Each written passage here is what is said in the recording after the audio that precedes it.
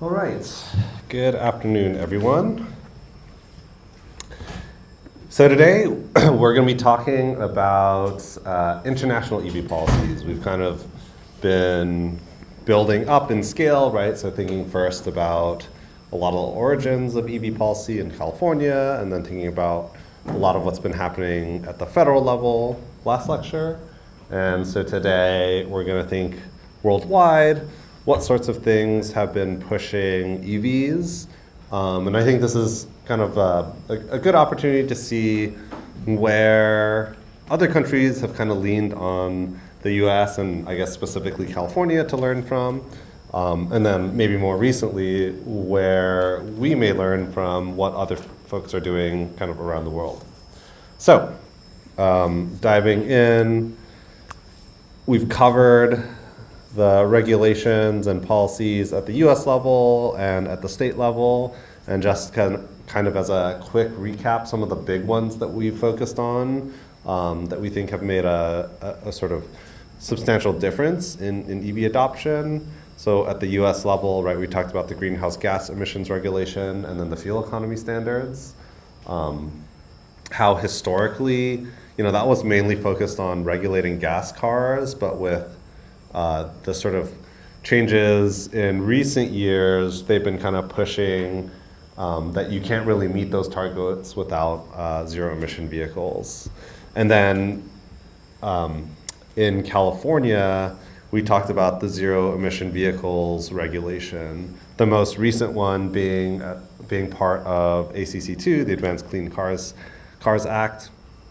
But that regulation and policy stretching all the way back to 1990, although most people would say, it probably didn't really kick in and really have teeth until the late 2000s, early 2010s. And that's the one where you basically, if you sell cars in California or in those other, 13 other states, you basically have to sell some number of zero emission vehicles. So this has given us a framework and sort of grounding for policies domestically that have pushed EVs. But if you guys recall all the way back to lecture 2 when we were talking about the market, right, the US is actually, a relatively small proportion of EVs being sold around the world. The big one, obviously China, right? That's the bars in orange. But there's a whole bunch of other countries with vehicle markets that have successfully integrated EVs. And so we're going to look kind of holistically at, I think, most of the sort of prominent examples where policy has played a major role in pushing these vehicles forward.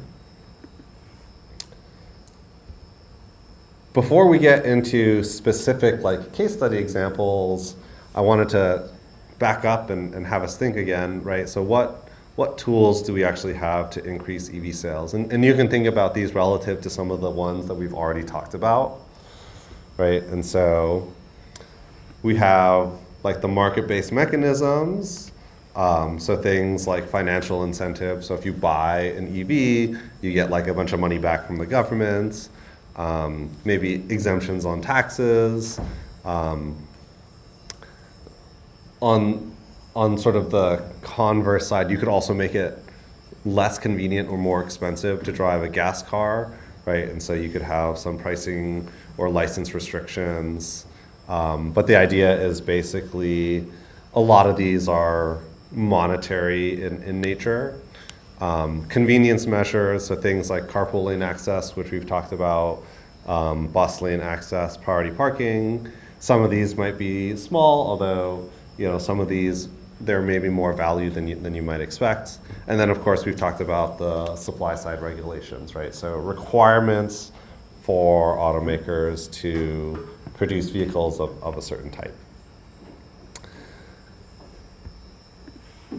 Okay, and remember the context for not just the US, but for many other countries to think about electric vehicles. This goes back to this idea that we need to decarbonize. And in transportation, one of the, if not the best thing we could do is essentially to electrify the sector. So the Paris Agreement, this was signed by 196 parties. US actually is currently not partaking in the Paris Agreement. We joined in 2016. Under Obama, withdrew in 2020. Under Trump, joined again in 2021 under Biden, and then withdrew again in 2025 under Trump. But the target, so the Paris Agreement sets this kind of target that we want to avoid global warming to some extent. And it outlines, I guess, essentially goals and targets for different countries to meet. And so California, for example, we have this 40-45 net zero emissions goal. US does, it had a 2050 target. It's not entirely clear whether we'll be able to meet that goal, but kind of akin to these targets, other countries have similar types of goals and targets, and one of the ways in which they're trying to achieve this, right, is through electrification in the transportation sector.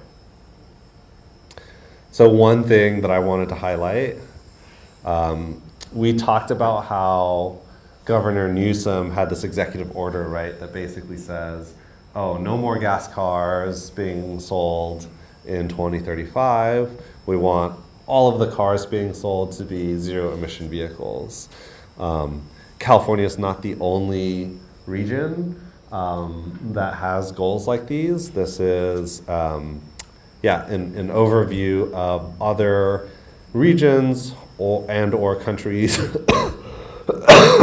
excuse me, and or countries that have similar types of targets where they're like 100% ZEVs, or they're banning gas cars. And so we can see, so for example, in Canada, so the ones in orange, these are countries or regions that have 100% ZEV policy. And those ZEVs include battery electric vehicles, fuel cell vehicles, and plug-in hybrids. The ones in green, bluish green, these are countries that have 100% policy, but are only for BEVs and fuel cell vehicles. So plug-in hybrids, right, as we know, they do operation both on the battery and gas. And so in some places they say, okay, even any of that operation on gas we don't want, and so plug-in hybrids are excluded. So the UK has policies for that. The EU has policies for that. Certain regions in Australia, Chile, and then in Quebec, they have a policy for 100% ZEVs. Okay. California, alongside those 177 states, I guess had a policy for 100% ZEV, but as we discussed last time, right, that's kind of in limbo until the Supreme Court, actually, I'm not sure it's a Supreme Court case, it might be a district court case, until the state of California resolves the waiver issue. This policy is in limbo not only for California, but for all of these other states. Okay? Any questions? All right, so let's dive into thinking about kind of specific case studies of different countries. And the first country we're going to talk about, you might think is China, but actually I might argue that in terms of like a per capita or percentage of sales far and away the most successful is Norway. Okay, and so I think in our market lecture early on in this class, we kind of briefly talked about some of the things that are happening in Norway. So today we'll go into a little bit more in detail. So when we think about sales by share, right? So countries like China, US, Germany, they sell a lot in terms of total quantity, right? But they also have a lot of people. When we think about the percentage of vehicles sold as being electric, Norway is far and away the leader. And not only Norway, a lot of the other sort of Nordic countries seem to have pretty good success as well. So Sweden, Iceland, Finland all have, pretty high shares of EVs. And so, we look to these countries because we want to understand, what is it that they're doing that's so different that's leading to kind of this big success in the market. And so just as a reminder, what does that success look like? In a pretty short period of time, right? We're talking about electric cars coming out in 2010, and in less than a decade, in Norway, half of all the cars being sold, new cars sold, I should say, were electric. In the same time period, California went from 0% to 12%, right? Whereas Norway went from 0% to 50%. And actually this slide was made a year ago. And so in 2024, EVs actually accounted for 96% of all new cars being sold in Norway, and they had a target of 100% by 2025. There's some caveats about what they were actually allowed to do in the policy, but in general, basically every new car being sold in Norway at this point is electric. So what is it about Norway's country or government that leads them to be so successful? This is kind of an interesting question. There's actually been a lot of research done in this area, I guess for obvious reasons, and they do all these like complicated models, or they do these big surveys and try and figure this out. But I actually, maybe this is contrary to popular opinion, I think the answer is pretty obvious, which is their tax policy.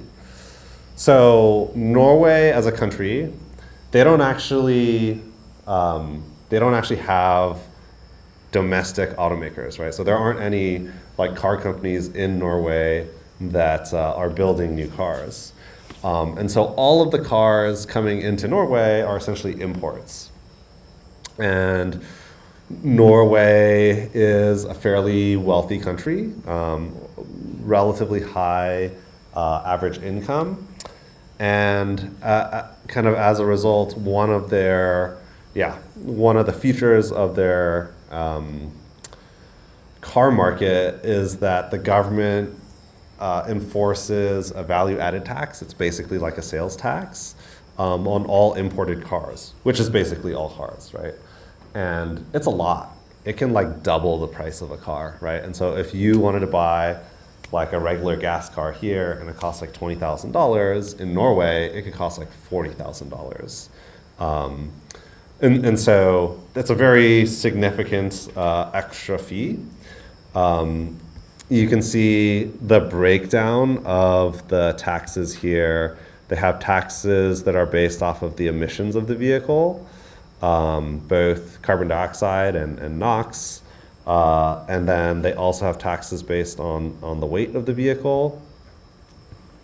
And so here, let's see, here's some examples. If you look at this table, if you bought like a Volvo V90, I believe that's an SUV, right? The amount of taxes that you would pay on the Volvo V90 is equivalent to $45,000 US, right?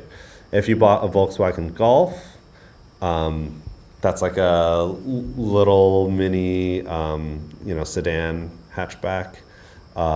You'd be paying $14,000 US in taxes, right? This is not even including the price of the vehicle. But if you buy an electric vehicle, there's no taxes. It's totally exempt from the VAT and from the emissions and weight measurement portions of the tax. You literally just pay zero. And so we talk about electric cars being kind of more expensive, and we kind of bend over backwards sometimes to think about, the TCO, you're going to get savings back from driving the car on electricity versus gas. But here, this is like when I go to buy the car, now it is not only not as expensive, it could be a lot cheaper than a gas car, right? Because you're not paying all of these fees. And so I tend to think the sort of answer is that if you make gas cars more expensive than electric cars, then people will buy electric cars. And I mean, this is really the only country in which that example is so prominent, in which you have like fossil fuel, gas or diesel cars that are, in general, on average, more expensive than EVs. And so that's, led to this phenomenon where people rapidly flock to EV technology.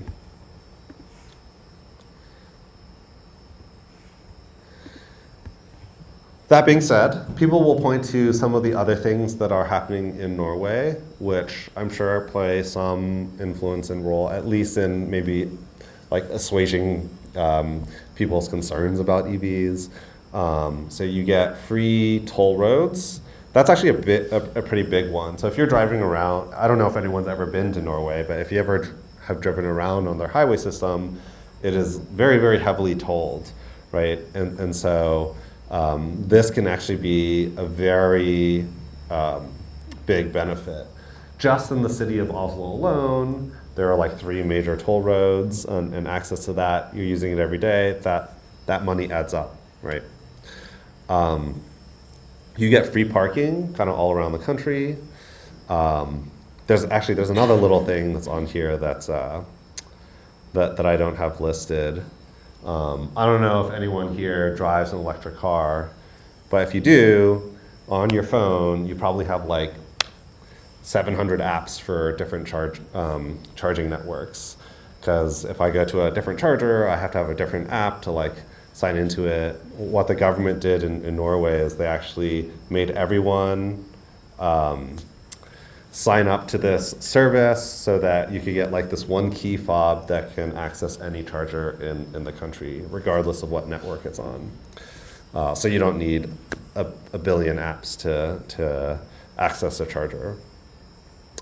And then bus lane access. So there are roads both on freeways and like local city roads that are exclusive for buses.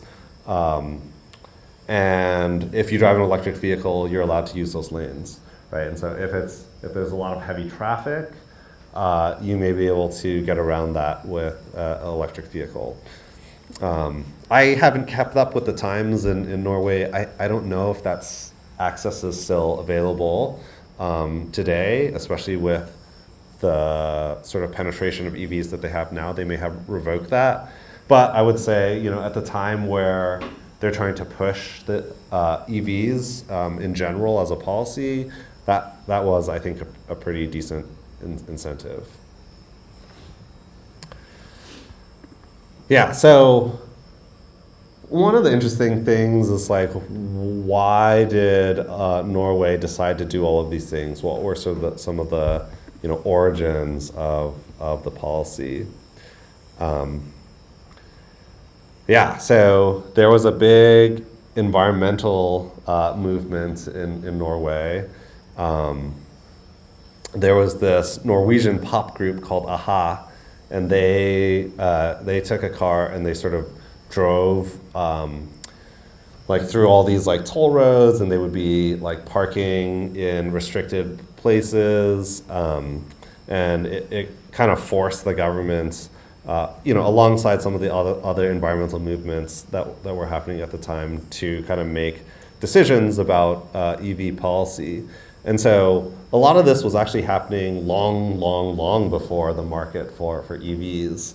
And so as soon as EVs started hitting the market, they were finally able to take advantage of like some of those like tax exemption and the toll road things that I was just mentioning. And so, this was happening, I think, in the 80s or 90s. And then Norway had these policies in place for many years before electric vehicles actually entered the market. And as soon as they did, people were able to take advantage of those like existing policies that Norway had put forth.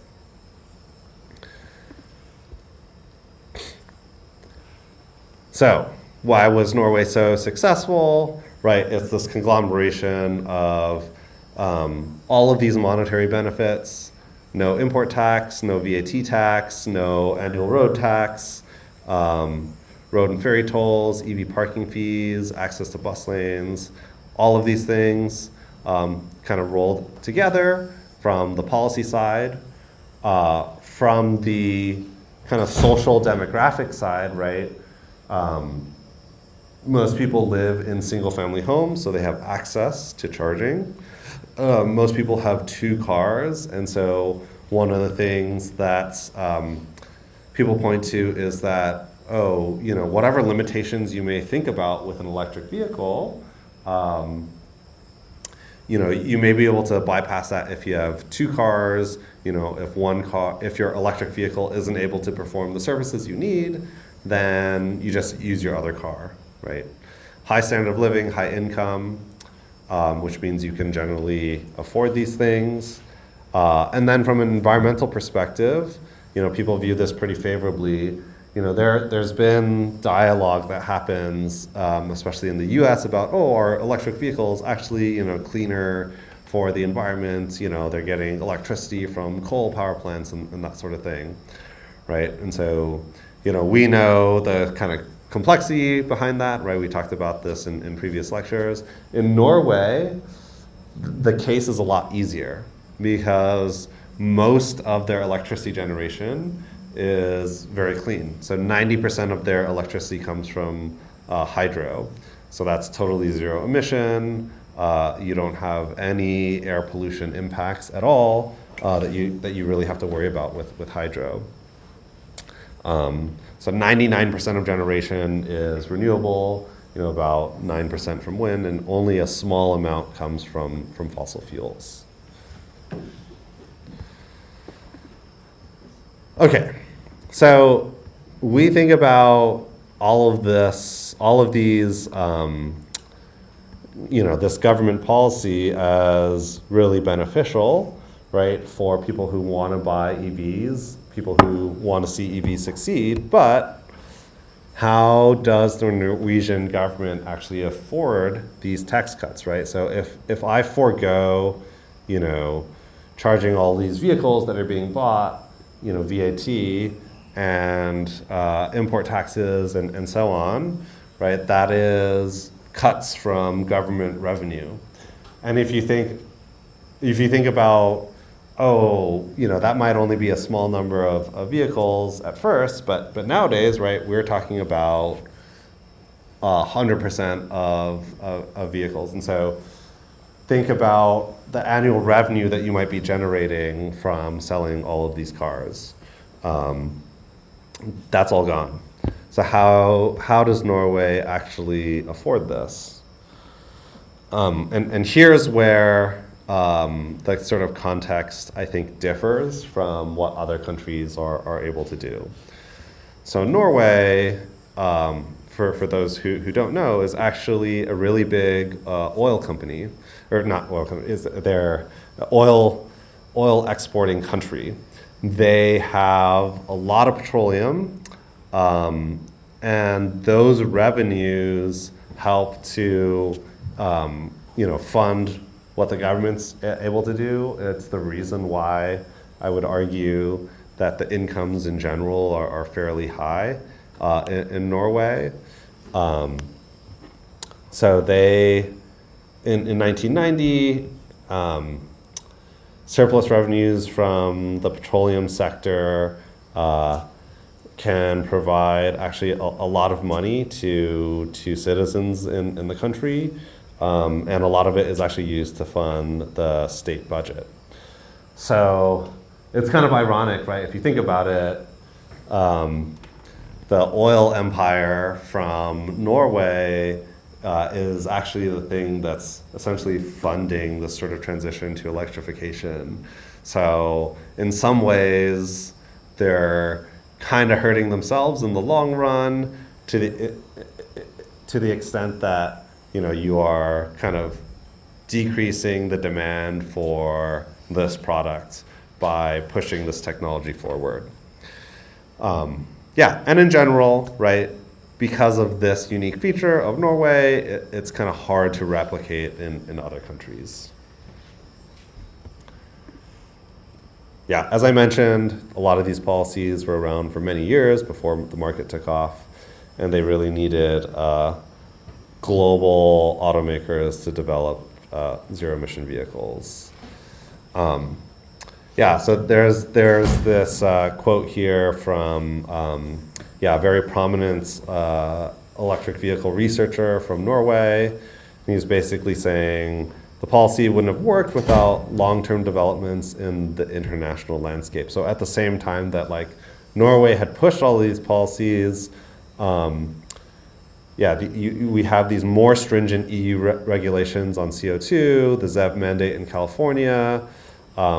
These are the things that cause automakers to build EVs, right? And so you need the supply of the vehicles in order to take advantage of the policies that Norway had put forth.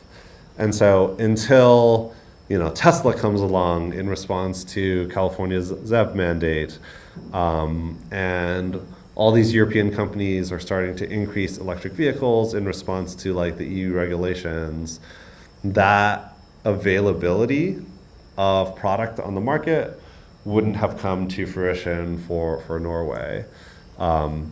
So this really is a case of Norway sort of benefiting from other international policies to make the market work there. Otherwise, they'd be stuck with these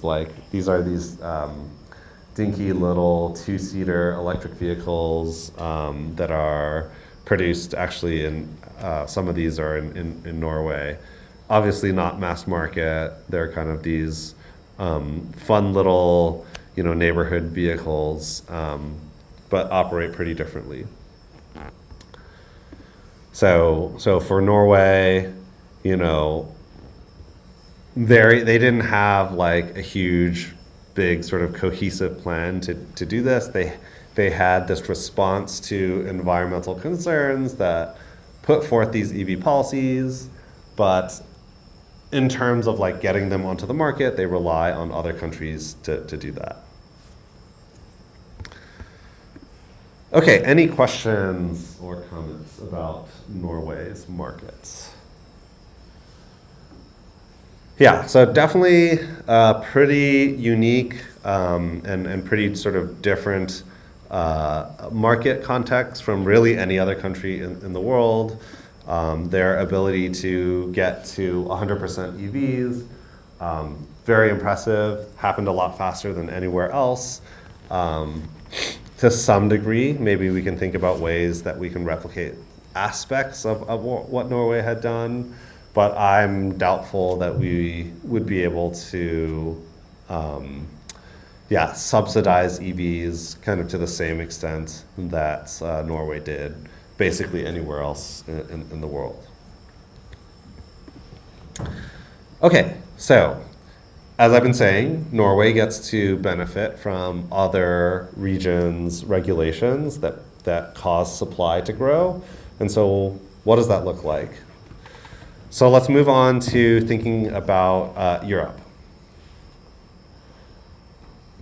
So the big one in Europe is a carbon dioxide emissions target. So we've talked about essentially a version of this, right? In the US, we have the greenhouse gas emission standards, right? That was the whole thing that came about after this Massachusetts Supreme Court case, forcing EPA to regulate CO2. And it's basically you have a CO2 target that decreases every year. I sell new cars, and those cars have to meet this like more aggressive target. So all the way back in 2009, there was a directive that set some targets for new cars, right? So this is akin to an emissions/fuel efficiency standard. What did that look like? 130 grams per kilometer, 130 grams of CO2 per kilometer. That's equivalent to about 40 mpg for new cars in 2015, and 175 grams of CO2 per kilometer. That's about equivalent to 32 miles per gallon for commercial vehicles in 2017. And so actually both of those targets were met many years ahead of schedule. And so what ended up happening was that the EU decided, I think, when was this? Back in 2017, 2018 time period, that they would pass a new emissions target that basically has a requirement for 0 grams of kilometer by 2035, right? So 0 grams per kilometer, that's literally impossible. If you drive a gas car, there's no way to get rid of all those emissions. You can get them as clean as possible, but you'll only be able to go so far. And so this is effectively the same thing as a 100% ZEV regulation, because it means that I basically just have to sell zero emission vehicles to be able to meet this target. So what does that look like? So fleet average emissions out to 2020, and then with the new targets, something like this.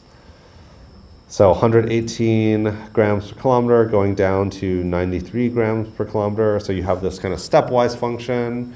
Automakers have a certain amount of time to meet the requirements, and then they get stricter and stricter until eventually you can only really meet them with zero emission vehicles. So we're currently in this target area, 93 grams per kilometer. That's already actually quite aggressive, right? So this is kind of on the border of the cleanest cars that you could get on gas. Obviously, not all cars being sold are like Priuses. So the only way to meet this is if you're balancing with larger and larger portfolio of electric vehicles. And we see that reflected in the sales figures, right? In Europe, electric vehicles are definitely taking off to a much greater extent than even in the US.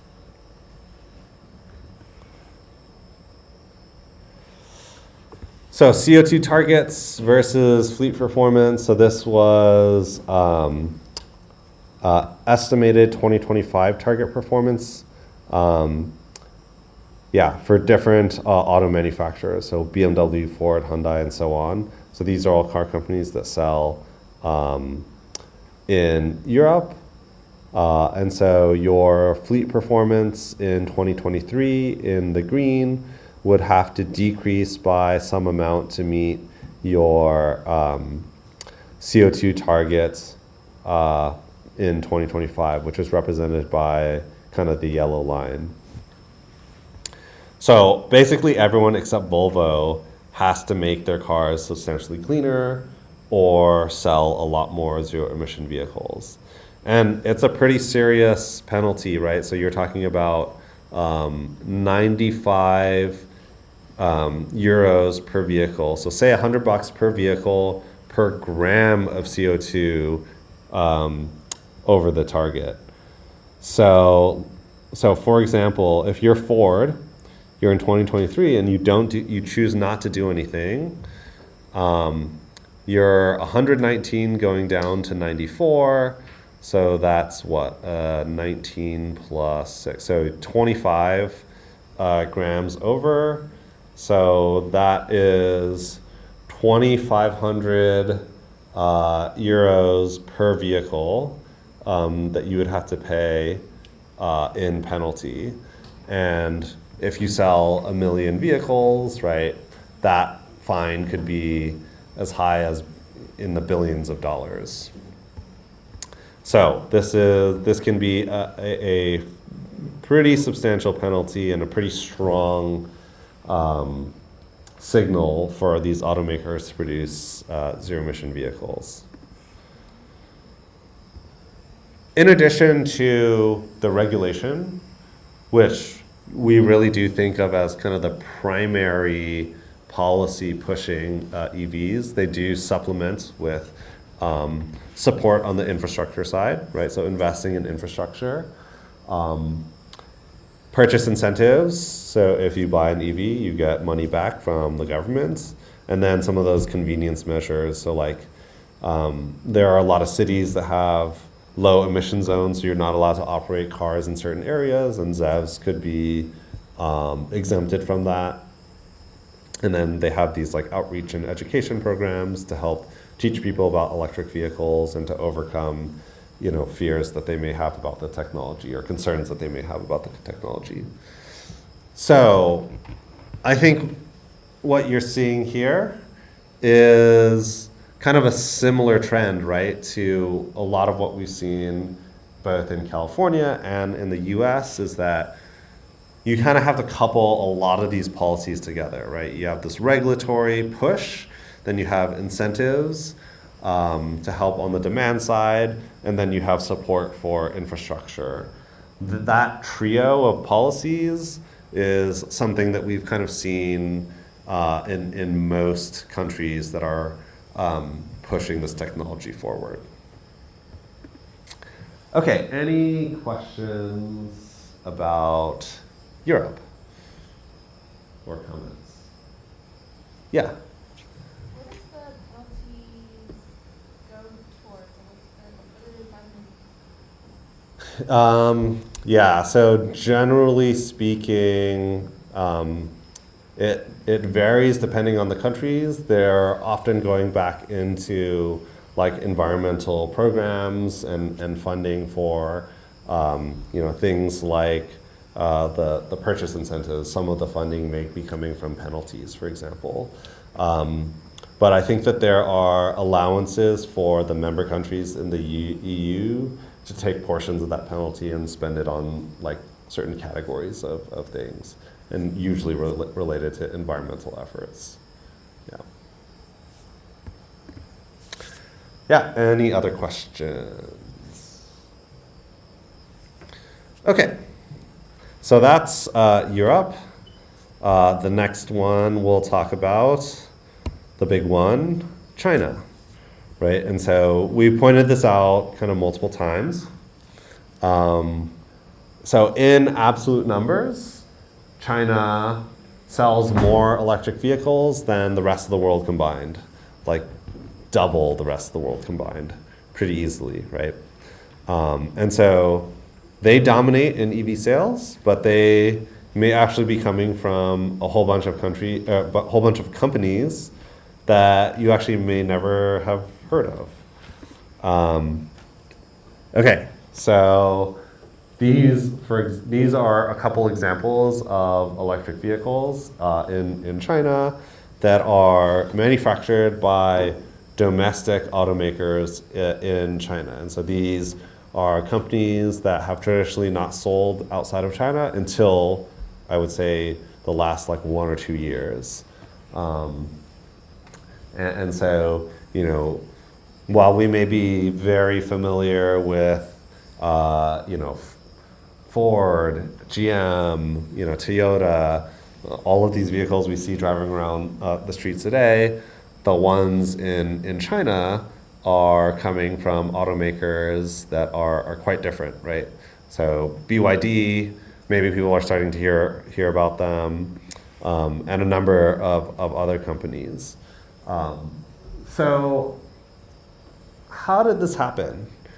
You know, Ford, for example, has been around for 100 years, and they do sell cars in China, or had in the past, and all these other sort of car companies, where you may have this demand in China. Why didn't they sort of take advantage of it?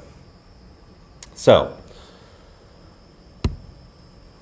China is undergoing or has been undergoing this sort of rapid economic growth, right, over the last century. And one of the things that they do is, the government recognizes that there's this big opportunity for automakers, as the economy grows. People are going out of towns, moving into cities, building up to higher incomes relative to the rest of the world compared to what it was before, right? So this kind of transformation from, the transformation into really a first world country. And so you have all of these automakers in Europe, in Japan, in the US. Maybe they're salivating at this giant market that's growing in China. But the government says, okay, this is an opportunity for us to grow our domestic sort of manufacturing capability, especially in the vehicle space. So they basically said, if you, Ford or GM or any other car company outside of China, if you want to operate in China and you want to sell cars in China, you have to partner with one of these Chinese car companies, okay? And so they call these joint ventures, where a foreign to China automaker partners with a Chinese-based company, and they're not allowed to hold more than 50% of the stake, right? And so Ford can't just go in and buy up a Chinese company and say they're operating under that name, right? The Chinese company has to maintain ownership, essentially. So this is a little diagram of what that looks like. So you have, for example, FAW, partnering with Volkswagen, GM, Mazda, Toyota. You have BAIC, partnering with Mercedes and Hyundai, and so on, right? So this is not just a thing in name. The car companies operating in China, they have to give up patents. They have to share, proprietary information about their technologies and vehicles. And so this kickstarts the ability of, Chinese automakers to, they basically get a free hand into this industry that's been around for 100+ years. And you no longer have to start from scratch. So this, I think, is a very clever move by the Chinese government to really boost, to boost their domestic automakers. And all of these other international companies, they're willing to do this, right? Because they want to partake in this giant Chinese market. Okay, any questions about this? Yeah.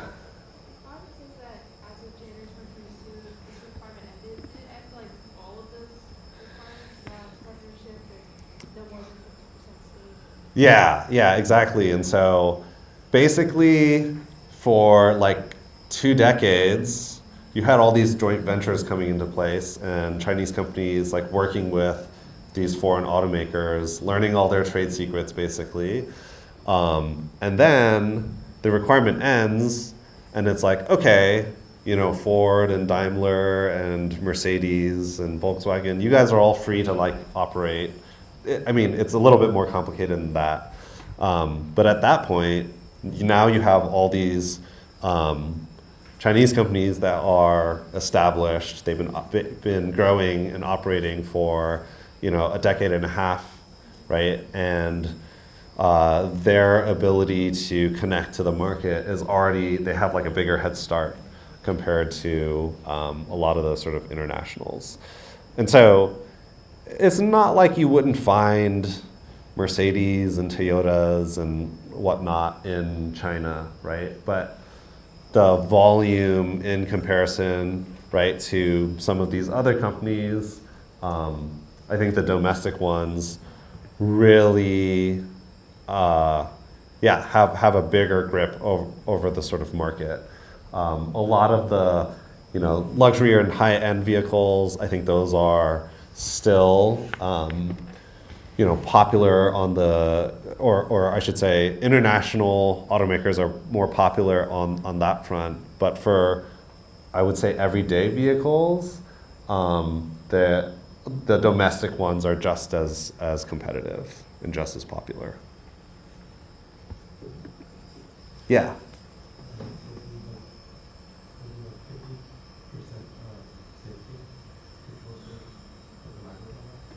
Oh, yeah. So 50% stake. What the government wanted to avoid was like you have a company, let's say like FAW, for example, and they partner with GM. The government doesn't want GM to come in and just buy the entire company and then essentially sell cars under the name of FAW that are just really just GM, right? So you could like, if you had majority share stake, you could buy the company, gut all the employees, make your own manufacturing line, and you'd essentially be like GM in China.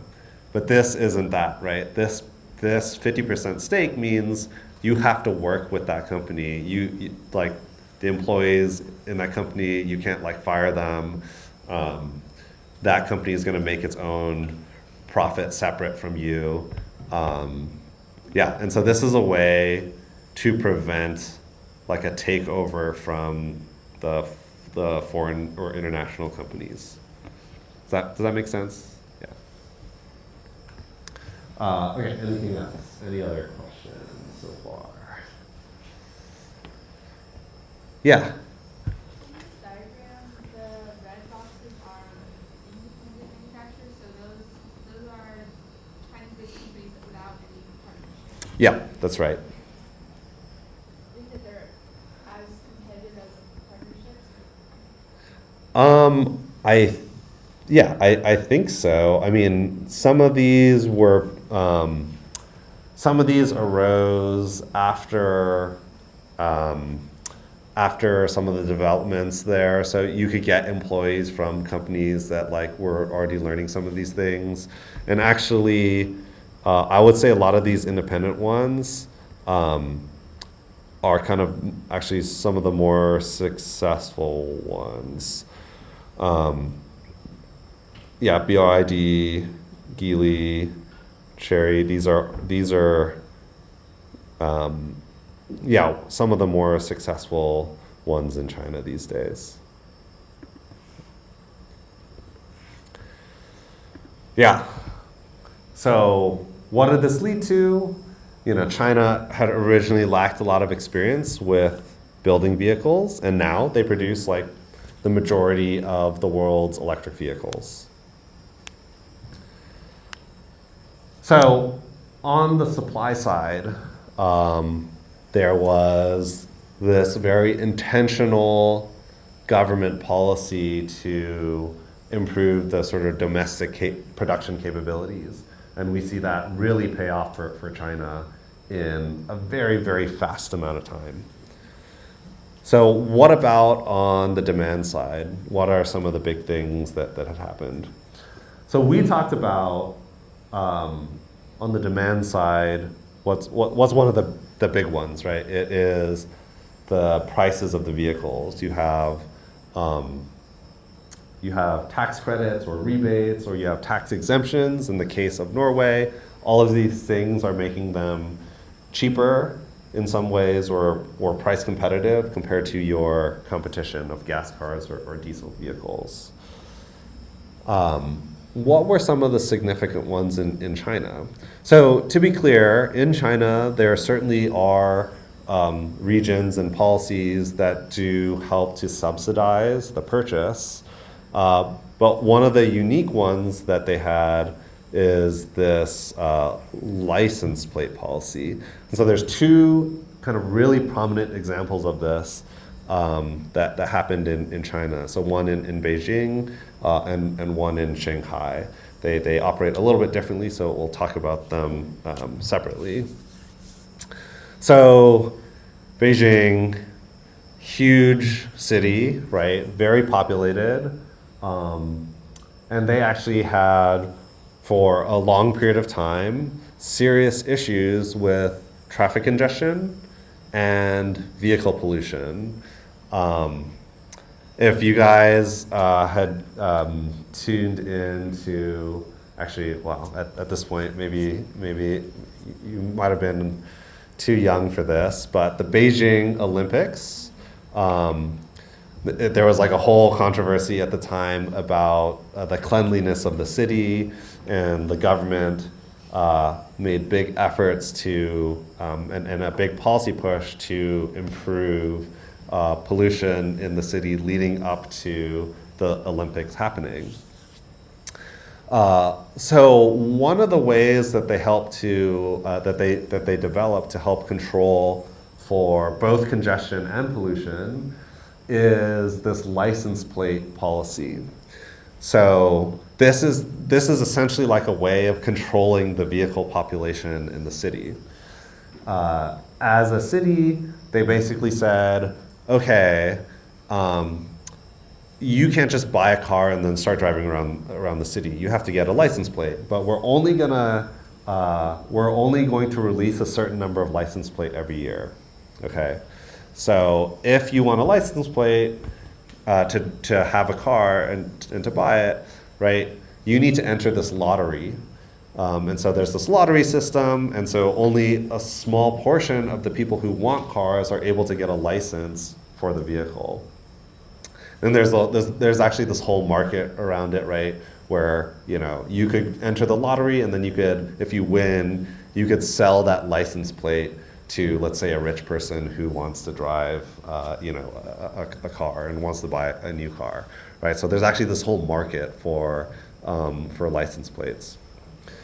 And so that market, there's some studies that have been done on it. People are willing to pay up to as like $20,000. So it's actually, when you think about it from a monetary perspective, it's actually a pretty valuable, valuable thing, the license plate. So EVs, electric vehicles, were actually given a large allocation of the sort of lotteries. And so this basically meant, okay, you want to get a car, you want to drive around, it's going to be a lot easier to get a license plate for an electric vehicle than it would be to get it for a gas car. So this is, oh, yeah. Were there any negative consequences of this policy? Are you thinking of something in particular? Well, it seems harder for people to drive around. Oh, okay, sure. Yeah. So access. What does this mean for access? So it does. It's a trade-off in access with the benefits in traffic congestion and vehicle pollution, but to mitigate this, right, you provide other modes of transportation, and so this is coupled with a strategy to improve public transit. And that sort of thing, right? And so the idea here is you're doing this in conjunction to maybe reduce the access issues. So you can see what this looks like, the license plate allocations. Starting in 2011, with gas cars, and then electric vehicles sort of quickly gobbling up a lot of the license plate allocations in Beijing.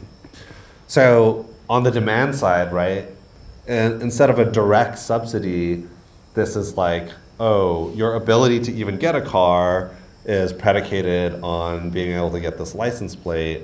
And so it's a pretty compelling policy for people, right? This is different than what anything we've seen so far in class. It's a pretty compelling policy to get people to buy an electric vehicle, and it worked, right? There's a lot of evidence of the success of this policy in terms of getting EVs on the road.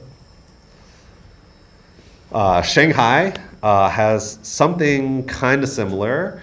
It's not a lottery-based system. They have an auction-based license plate policy, but it is in many ways an analogy in that there's essentially a limitation in supply of vehicles, and electric vehicles get to have some kind of exemption to this, which means that demand can get soaked up in a different sort of technologies.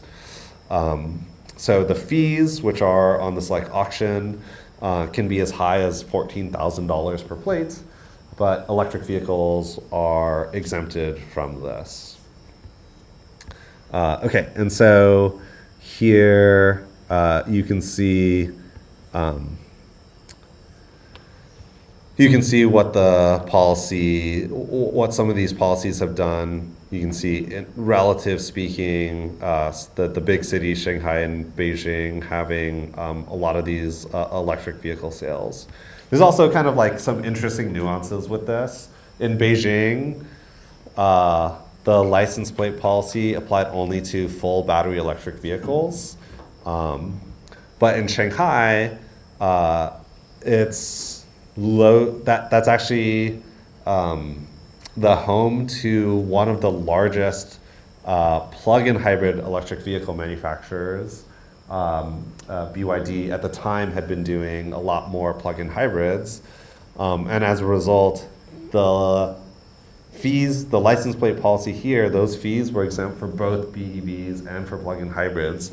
And you can see that reflected in this kind of breakdown where there's actually a substantially larger majority of plug-in hybrids being sold in Shanghai relative to full battery electric vehicles. Whereas in Beijing, this bar is all in reference to full battery electric vehicles. Okay. Any questions?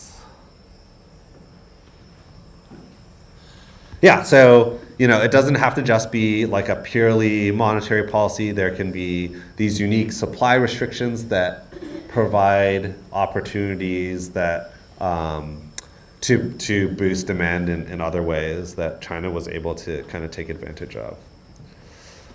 I did mention that they do have these national purchase subsidies. So similar to in the US, we had these like federal tax credits. In China, it's actually quite a bit more, up to $16,000 per car.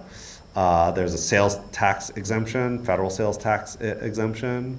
And so for example, some folks did the math. If you like combined all of the incentives in like Shanghai, it could be as high as like almost $30,000 a decade ago. Now that has changed, right? So these subsidies are no longer in place.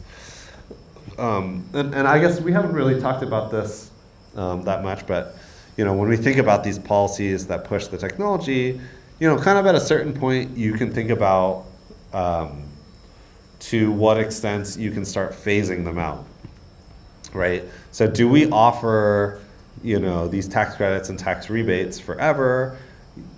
I think some people think that the philosophy is the market grows to a certain point, and once it's like self-sustaining, you can take away some of the incentives. And so China felt that was the case and phased out at least the national purchase subsidies a couple years ago. You can still get regional, state, city incentives in many places in China. but the national one is now no longer available.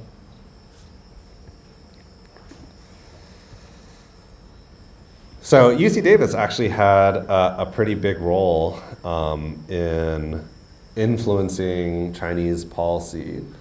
So this guy here, this is Yinxi. He is the director of the China Center for our local Institute of Transportation Studies. And he helped to convene this meeting between ministers in China and the California Air Resources Board. So, right, Air Resources Board, responsible for putting the ZEV policy in place. And so China would, following these like deep discussions with the Air Resources Board and learning about how they structured their policy, would end up passing their own version of the ZEV mandate.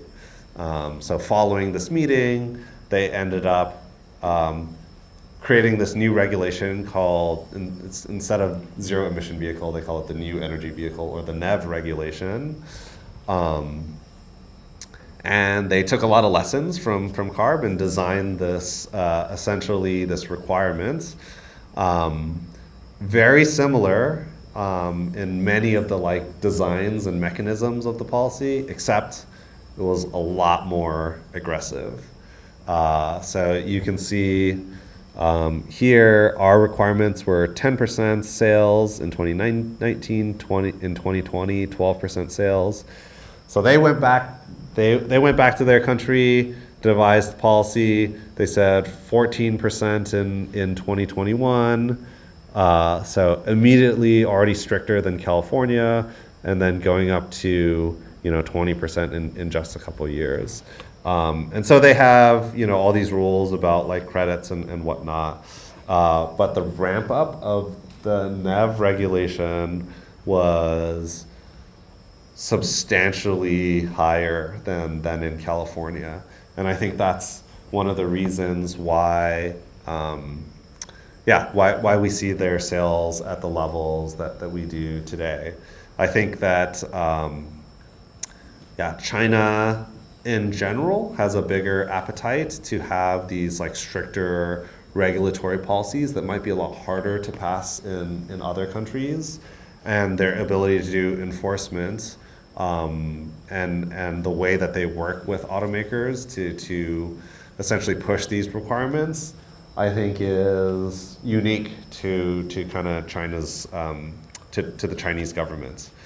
They actually also have a fuel efficiency standard called CAFC, and unlike what we have here, where we have California enforcing the ZEV requirement, and then the US DOT and EPA enforcing the fuel efficiency and emissions regulation, the NEV regulation is like tightly coupled as part of this like joint regulation with China's fuel efficiency standard. Okay, and so I think those are kind of some of the more prominent policies that have really pushed the technology in China. I think these are kind of the most obvious ones that people point to when we talk about the success of China in sort of pushing electric vehicles forward. Any questions or comments?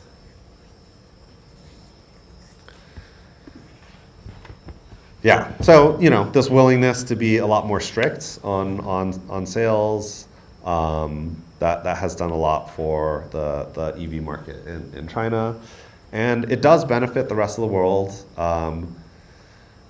So in the U.S., right? I'm sure you guys are aware of this, following the news. There are no Chinese vehicles in the U.S. The current government has very strict tariffs. Actually, I should say that in general, not only Trump but also Biden have put a policy position of kind of onshore and supporting domestic production.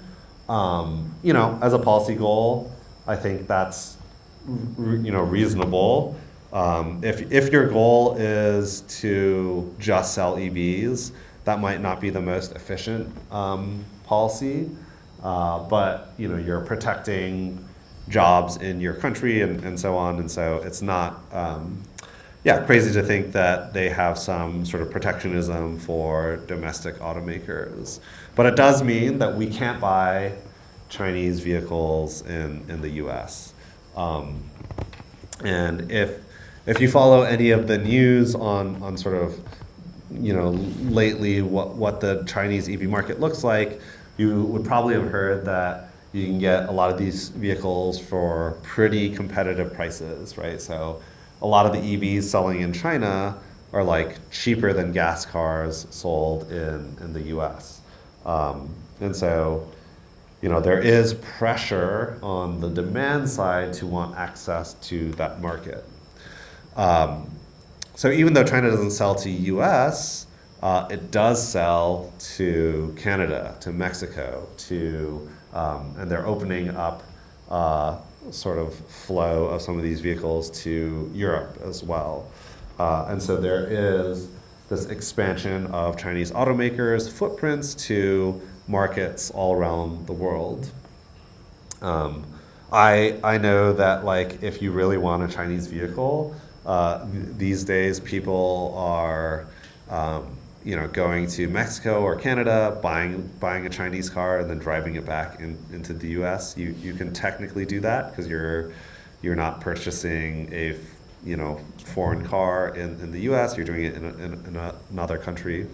So I guess that's kind of the option that people have today if you want to get a Chinese EV.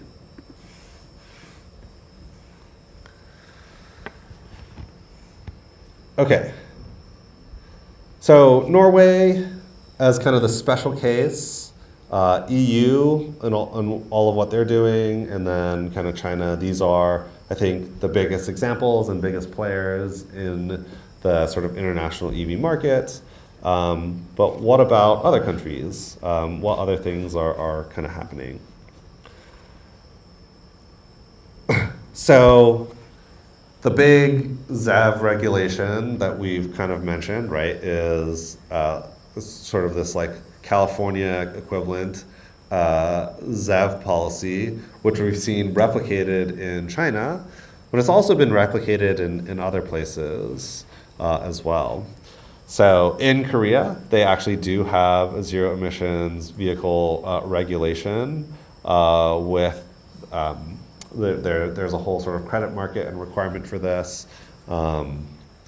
Similar type of thing. We actually worked with the Korean government to help brief them on how to structure the ZEV rules. They've learned a lot from the Air Resources Board to kind of structure their policy. In the UK, there's also a ZEV regulation going out to 100% requirements for cars and vans.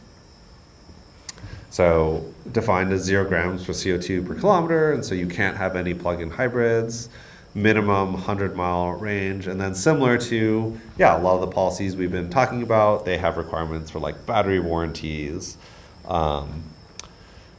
They work under a legal authority of the Climate Change Act to create some of these trading schemes. And then they have, similar to the EU, this CO2 standard, essentially to keep gas cars and diesel vehicles to maintain those vehicles getting cleaner over time as well. Again, similar to the California policy, they have exemptions for manufacturers that sell less than 2,500 cars per year. It's very small, right? Because you're talking about on the order of a market on the order of selling 2 million cars a year. So these are pretty niche vehicles. In the UK, These are 2024 sales figures. They're actually exceeding the requirements from their ZEV rule and generating a surplus of ZEV credits, which means that the policy is successful in inducing vehicle manufacturers to produce this product. In a kind of parallel way to this like 100% ZEVs, we also have countries that talk about essentially banning gas cars, right? And so I would tend to think of these as kind of going hand in hand, but yeah, there have been a number of countries that actually have decided to ban gas cars, and that the replacement would ostensibly be some zero-emission vehicle, usually an electric vehicle. Okay, who can get, oh, yes, question. Ethiopia? Ah, yes, I was gonna say. What was the first country? That's exactly right. Ethiopia is the first country to ban gas cars. How did you know that? Oh, we went over it in transportation policy with Professor Barajas. Ah, okay, yes, great. Yeah, so maybe surprising to some folks. I wouldn't say Ethiopia is, the like originator of electric vehicle technology, but yeah, they decided to ban import of gas cars starting in January of 2024. Yeah, there's actually a really big price differential in terms of fueling. So that helps some of the motivation here. So gas costs about $4 a gallon in Ethiopia. I'm sure it's more expensive these days. But their electric power, they have a lot of hydro, costs about 1 cent per kilowatt hour, right? And so that would be, on the order of that would be something like 20 cents a gallon, right? Probably even cheaper than that. 10 to 20 cents a gallon equivalent. So much cheaper to operate on electricity. Yeah, and there are a lot of sort of environmental motivations for them as well.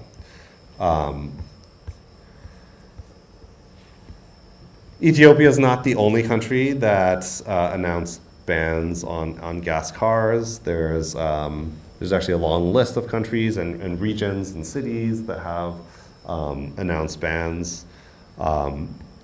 And so a lot of that is, again, kind of analogous to getting 100% ZEVs and setting goals to achieve that. Okay, so any questions about Ethiopia or gas bans? So we're going to do a little bit of a pivot now.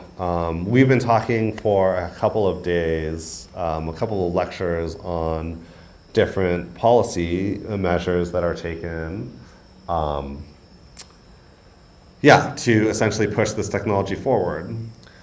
And so we have this huge slew of different policies that are kind of put forth. And in addition to kind of ultimately wanting to impact, right, the technology that consumers use to drive around, it has a really big impact on a particular set of stakeholders. And so who would that be and what sort of responses are there? So we now have 12, 13 year, actually at this point longer than that, right? So 16 years of ZEV sales. By 2024, 17 million ZEV sales by the end of the year. 25% of all new cars all around the world are electric. In California, we hit that 25% target 2 years ago. And so the question is, yeah, do we support all of these regulations? What has the response been to these policies and why? So what types of policies do we think elicit more or less support? Yeah, so there has been some studies on this that have looked at kind of if there are particular sets of policies that are more popular and what policies are kind of less popular. So gas car bans and EV mandates in general see sort of less popular support, right? If someone's telling you not to do something or you can't do something, that tends to elicit sort of backlash. 100% EV cells regulations, 30% EV cells regulations tend to be, a little bit more popular than the bans, but still maybe not the sort of most popular. And then the other regulatory ones, greenhouse gas emission standards, fuel efficiency and economy, these are viewed as like benefits, right? You're saving, fuel, the sort of environmental benefits of reduced greenhouse gases, but also the associated like local air pollution. These tend to be kind of the more popular ones.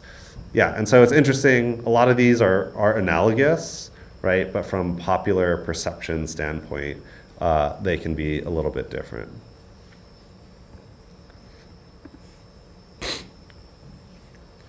In Australia and Canada, they have like two sort of different policies at the different ends of the spectrum. So in Australia, they recently passed a vehicle fuel efficiency standard, which is a CO2 target for new cars, right? So this is basically the same thing as our greenhouse gas emission standards. They don't have, they didn't prior to this have a fuel economy regulation, and it was designed to help meet some of their like Paris Agreement targets. A lot of those emission numbers are kind of closer to the US. That policy was passed maybe a year and a half ago.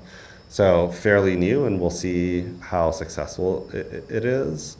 In Canada, kind of on the other end of the spectrum, they have direct ZEV sales requirements, and so something like a ZEV mandate. But they also do follow and have an emissions requirement as well, similar to essentially the US. They basically follow our rules. So in Australia, what has that looked like in terms of stakeholder responses? So with the fuel economy standard, FES, this is kind of general population. So oppose, slow down. They think it's good, a lot of support, or they want it to be even more aggressive. So that's kind of across the full population, but it depends on kind of the groups that you're talking to, right?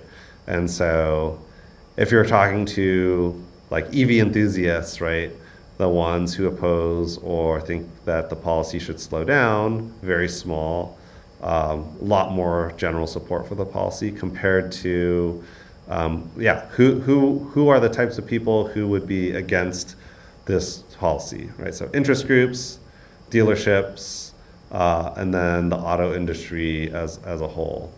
Whereas, people in government and then folks concerned in environment and energy are going to be a lot more, pro-policy.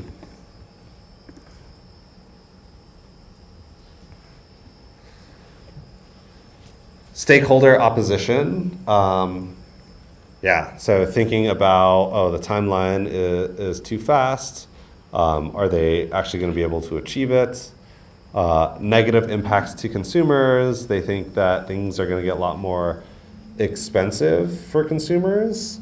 And so something needs to be done to, mitigate that. There are, in general, less flexibilities provided in Australia's fuel economy standards. And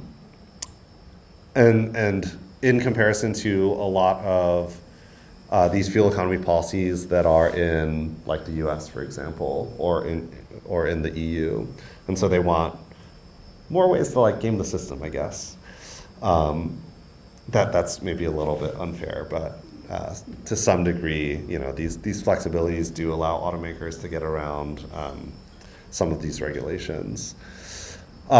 And then infrastructure investments, they think that, there's not enough, like, charging infrastructure in place. The level of support for that is not the same as in other areas in the world. We saw, similar opposition many years ago for regulation in California, right? And so I think part of the story here is that you're never going to get, full support from one side or the other. It is important to think about perspectives to the extent that they can help improve the regulation. But a lot of these responses happen after people are told about the regulation. A lot of people don't know anything about it, right? I don't know how many people in this class were familiar with, like, the ZEV mandate as, did you actually know that was a thing before this class, right? I'm always torn about this one, but there's this survey that are not me, but some of my colleagues do in our institute, where they ask people in California whether they can name a single EV. And so for many years, that number has been pretty consistent, that less than half the population can name even one electric vehicle. I'm, like, always a little bit skeptical of that, but yeah. And so why is there opposition in California? So this is, a whole list of reasons that people have talked about in interviews and surveys. The biggest one, maybe this is not so much of a surprise, right, is affordability and accessibility. So electric vehicles are expensive, relatively speaking, and until the prices come down, I think this will continue to be probably the number one reason. The second reason, limiting consumer purchase freedom, right? And so it's like people don't like government telling them what to do, and so you're limiting the ability to buy gas cars, which is fair, but there are other sort of policy goals there. Limited charging availability, and then limited capacity of grid for additional energy demand. I think these echo a lot of reasons that people just, like, hear in the media, like the grid one. Not entirely sure that's true from a technical standpoint, but it's from a perception standpoint, kind of one of the ones at the top of the list for a lot of people. Limiting charging availability, another one, that people have a perception that there's not that much charging infrastructure, whereas actually I would argue, especially in California, we probably have more chargers than are needed for the population of EVs. And it continues to grow. There's a lot more support. I think there's a lack of awareness of that in the general population. But perception matters, right? And so these are the things that you are kind of bumping up against from a sort of popularism perspective as we pass some of these policies. It's not all bad. People do support the policies as well. The big ones basically all having to do with environmental impacts, right? So positive environmental impact, climate change, reduce greenhouse gas emissions, local air pollution, global warming, reducing local air pollutants. Yeah, those are all kind of in the environmental impact area. And then the only other one are like reducing oil dependency, awareness of problems caused by gas cars. So much of it is having to do with environmental issues.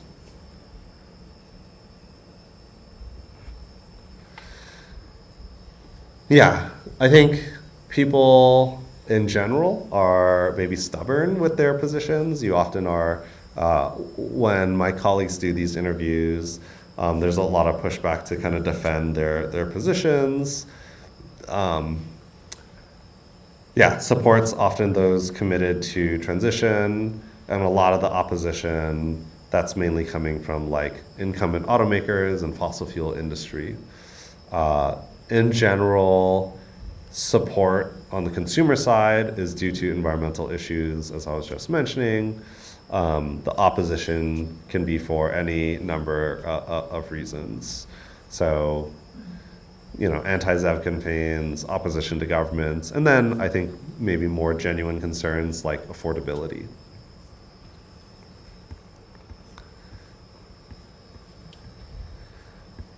Any questions about stakeholders?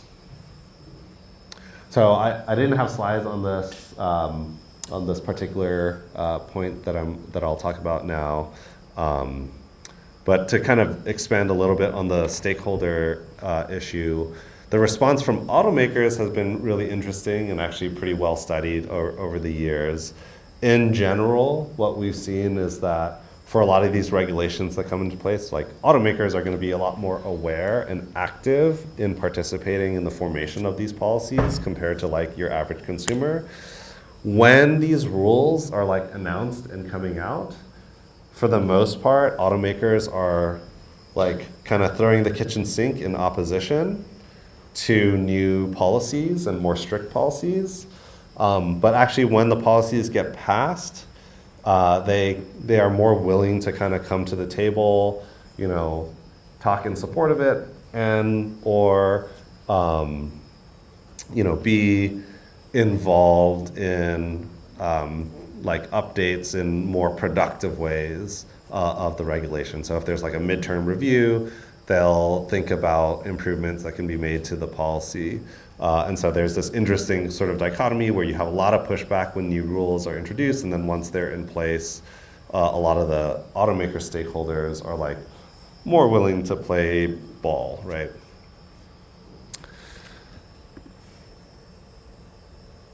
Okay, so what is the future of our global EV policy? Many, if not most, developed nations now have some kind of supply side regulations or regulatory mechanisms that you know, are pushing or affecting EV sales in some way. And many developing countries are exploring this as well.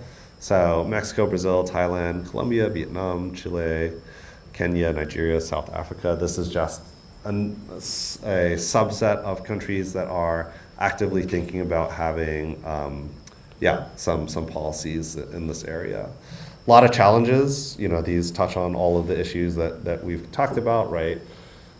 Whether or not you even have like an agency that has the resources and competency to create this regulation, who they're actually regulating. You know, in the US, you know, all of the context that we've talked about maybe is in a different lens, right? Because we have automakers here that we can influence. If you are a country that is only importing cars, right, how does the regulation in your country affect a foreign automaker, right? So that's a complexity that other countries have to navigate. How do we do like measurement of compliance? How do we deal with like import-export of these products? I've now talked about a whole bunch of different countries that have like similar types of policies, but they're like not always aligned, right? And so this is just for this plot is showing emissions targets, and so they used to be kind of all over the place, right? But we've seen there is some kind of alignment that's been happening over time as we look at the sort of targets. And this particular line is in reference to, right, the Biden era policies, but with the way things are going, right, it's essentially gonna flatline here. And so even if the U.S. is kind of doing their own thing and withdrawing from important policies, the rest of the world kind of continues on.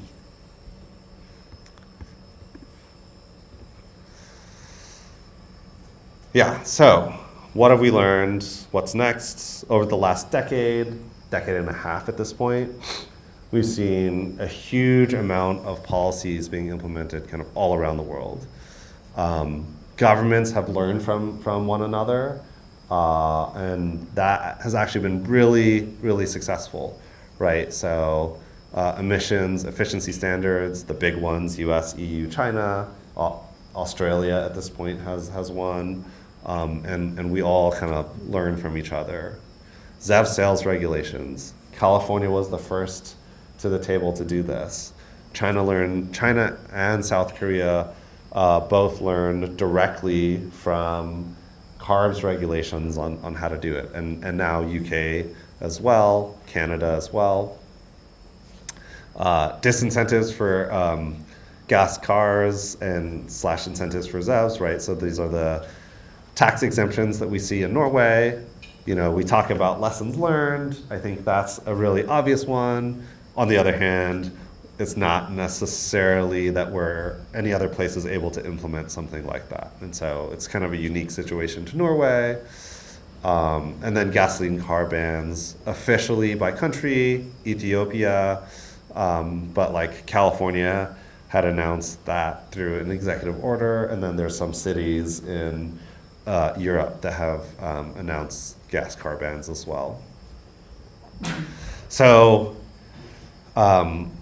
in my world, in my industry, we think about EVs, and there's always lots of things to work on.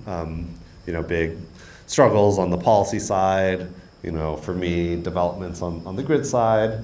But I think the sort of big area in general, when we think about the growth of the market, is in developing countries. So big ones in the global south, in Africa, in India, South America. I think these are places that are, primed to be the next areas that will have like potentially an explosion in EV sales. So we'll see what happens there. And this lecture, I'm sure, is going to change in a couple years. In the U.S., right, we have, again, to reiterate, right, regulatory mechanisms and market-based instruments. So on the supply side, these greenhouse gas emissions, vehicle fuel efficiencies, and ZEV regulations. And then on the market side, federal tax credits, rebates, carpool access. We've mainly been focusing on the former, on the supply side regulations. And then next week on Wednesday, we're going to delve into the market instruments that are available in the US and in California. How do we encourage EV sales? Many countries, many regions have different ways of doing this. But I think you need to have regulations to provide certainty to industry. At a certain point, these are going to be successful in the market where maybe we can depart from that. But I think at this point, regulation is probably still needed. Okay, the last thing that I'll end on as kind of a combination of both kind of to reiterate, we talked about this earlier on, but this will help transition us into the subsidy lecture.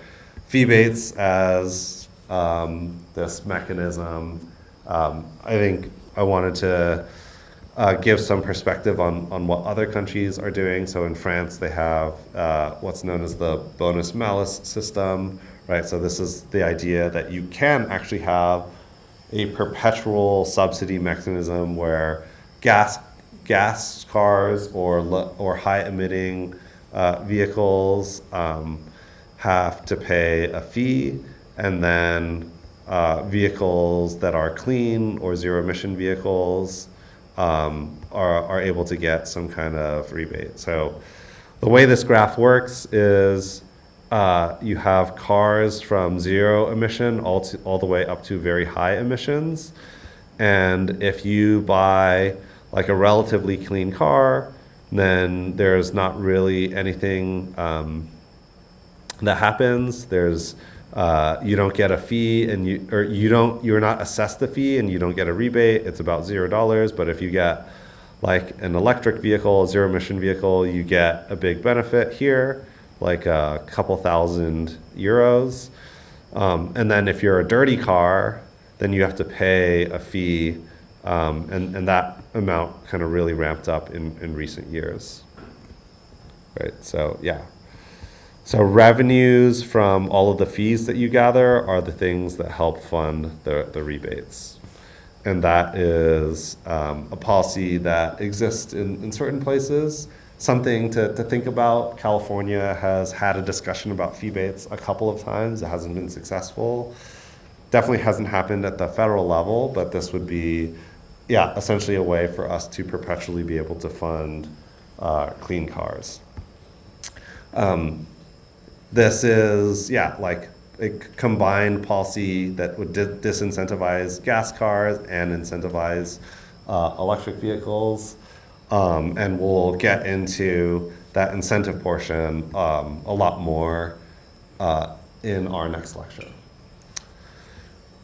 So that's it for today. Unless there are any lingering questions, I'll let you guys go just a little bit early. Remember that next week, Monday's a holiday, so we won't have class. We will have class on Wednesday, and we'll just do the quiz on Wednesday covering the 2 lectures this week.